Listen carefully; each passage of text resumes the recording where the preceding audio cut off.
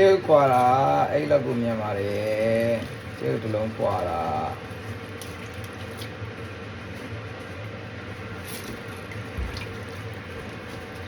ကျေတစ်လုံးခွာတာအဲ့လောက်ကိုမြန်ပါတယ်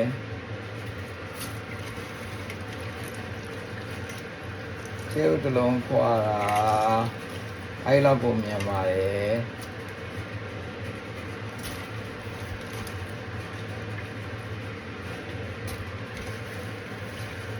ကျေတစ်လုံးကိုခွာတာအဲ့လောက်ကိုမြန်ပါတယ်ဘယ်လိုလုပ်ရလဲဆိုတော့ရေပုတ်ပွက်ဆူတဲ့ထဲမှာရေပုတ်ပွက်ဆူတဲ့ထဲမှာရေပုတ်ပွက်ဆူတဲ့ထဲမှာကြာမှာကျေဥကိုထည့်လိုက်တယ်ကျေဥကိုထည့်လိုက်ပြီးတော့ကျေဥကိုထည့်ပြီးတော့15မိနစ်တိုင်မာပေးထားလိုက်မယ်15မိနစ်တိုင်မာပေးထားပြီးတော့15မိနစ်တိုင်မာပေးထားပြီးတော့ပြုတ်လိုက်မယ်15မိနစ်ပြည့်ရနဲ့ချမယ်ရေအေးနဲ့ဆေးလိုက်မယ်အခုလိုမျိုးရေအေးလေးနဲ့ဆေးပြီးတော့ရေအေးလေးနဲ့ဆေးပြီးတော့ခွာလိုက်မယ်ဆိုရင်မခွာခင်မှာဒီစလုံးလေးကိုပုံပုံ